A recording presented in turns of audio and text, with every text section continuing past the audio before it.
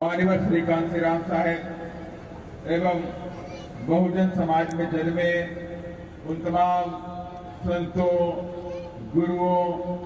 और महापुरुषों के चरणों में श्रद्धा के सुमन अर्पित करते हुए साथ ही बहन कुमारी मायावती जी को अपना आदर्श नेता मानते हुए और आज हम सबके परम पूज्य अंधविश्वास, पाखंड, जातिवाद के धुर विरोधी महात्मा ज्योतिबा फुले की जयंती के अवसर पर आज इस विशाल जनसभा में हम सबके बीच में उपस्थित केंद्रीय स्टेट कोऑर्डिनेटर दिलीप बौद्ध जी, प्रदेश के अध्यक्ष इंजीनियर रमाकांत पिप्पल जी,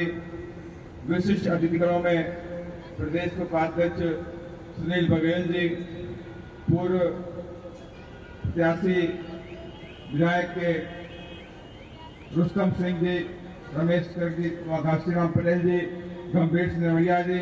विद्याराम कौशल जी, मनीष कतरौलिया जी, भीम सिंह पहाड़िया जी, अमृता टैगोर जी, राय सिंह बौद्ध जी, देवा सिंह जारिया जी और हमारे पूर्व विधायक संजीव सिंह कुशवाहा जी भिंड, हमारे पूर्व प्रत्याशी मुरैना मानी राकेश रुस्तम जी,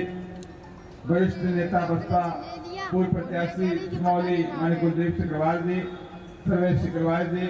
साथ ही आए हुए तमाम जिले के अध्यक्षगण, जिला प्रभारीगण, विधानसभा और तमाम हमारे अलग अलग विधानसभाओं से आए वरिष्ठ कार्यकर्तागणों और सांस्कृतिक टीम को भी मैं क्रांतिकारी जय भीम करता हूं कि आप सभी लोग भारी संख्या में इधर बैठे हुए हैं। और जो कि कल रात आप सबको एक बड़ी तूफान का सहारा देखना मिला, तो हमारे साथीगण बोल रहे थे कि साहब रात में तूफान आ गया, फसल तैयार खड़ी है, लोग गांव देहात में अपनी फसल को लेकर चिंतित हैं, गेहूं की फसल खड़ी हुई है, उसको लेकर के हो सकता है कि हमारा प्रोग्राम बहुत बुरा ना हो पाए, लेकिन एक सम्मानजनक लोग इकट्ठे हुए, इसके लिए मैं उनका तहे दिल से स्वागत अभिनंदन करता हूं। क्योंकि आज हम सबको ये पता कि आज इस महात्मा ज्योतिबा फुले साहब की जयंती के अवसर पर विशाल जनसभा का आयोजन किया गया। मकसद हमारा साथ, आज महात्मा ज्योतिबा फुले साहब की जयंती तो बीजेपी और कांग्रेस वाले मना रहे, उनके बीच में बैठे तमाम चमचे भी मना रहे हैं, लेकिन उन चमचों की इतनी भी हैसियत नहीं है कि महात्मा ज्योतिबा फुले साहब को भारत रत्न की मांग कर सके, उनको दिलवा सके। आज भारतीय जनता पार्टी के सामने हमारी राष्ट्रीय अध्यक्ष आदरणीय बहन कुमारी मायावती जी ने और तमाम सांसदगणों ने भी कई बार लोकसभा में,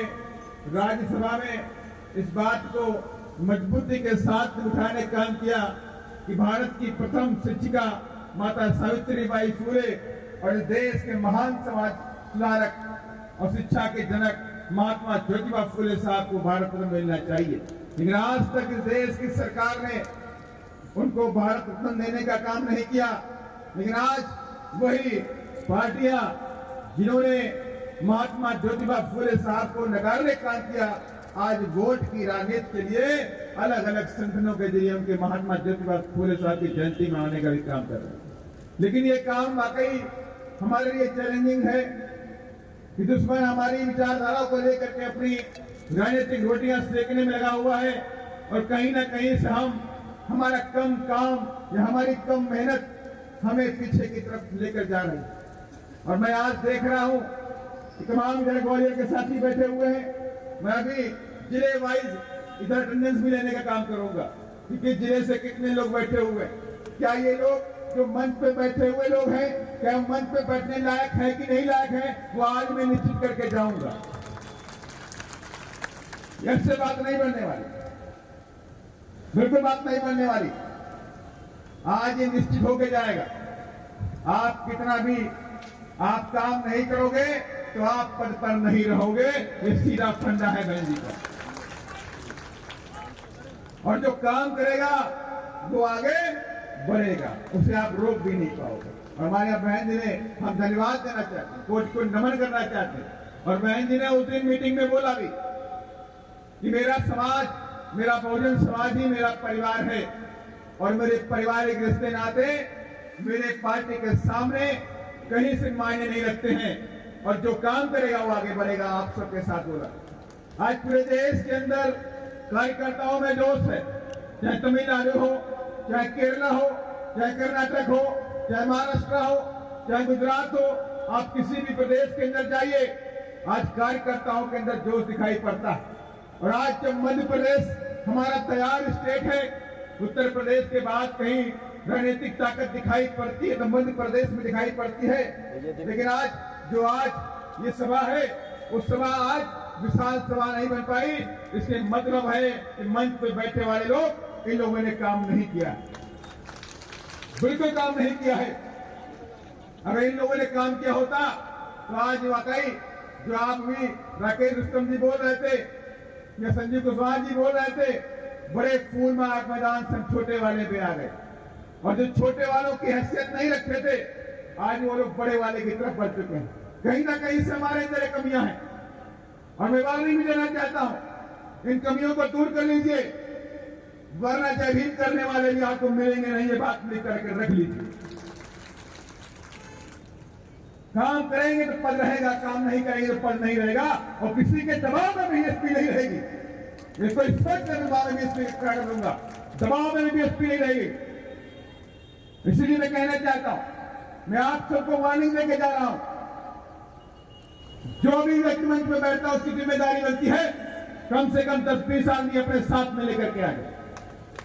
और अगले बहन जी ने भी आप सबके लिए एक संदेशा भेजा हुआ था, जब बीएसपी का कोई प्रोग्राम होगा, जब महापुरुषों की जयंती मनाई जाएगी, जो भी एक्टिविटी होगी, ये रैली होगी,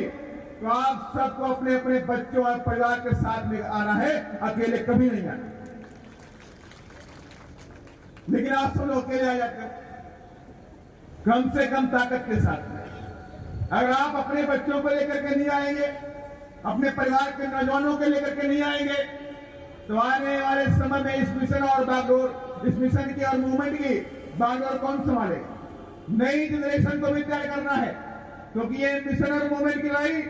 जिसको भगवान गौतम बुद्ध ने शुरू किया था और आज हजारों साल के बाद भी जिंदा है और आगे भी जिंदा रहे, अपने मंजिल तक पहुंच कर जाए।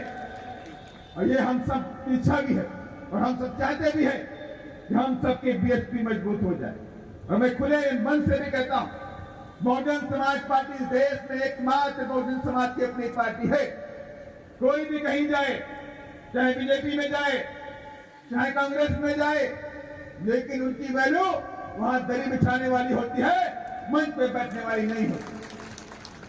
उनको राजनीतिक फायदा मिल सकता है, पैसे का फायदा मिल सकता है, लेकिन आप अपने समाज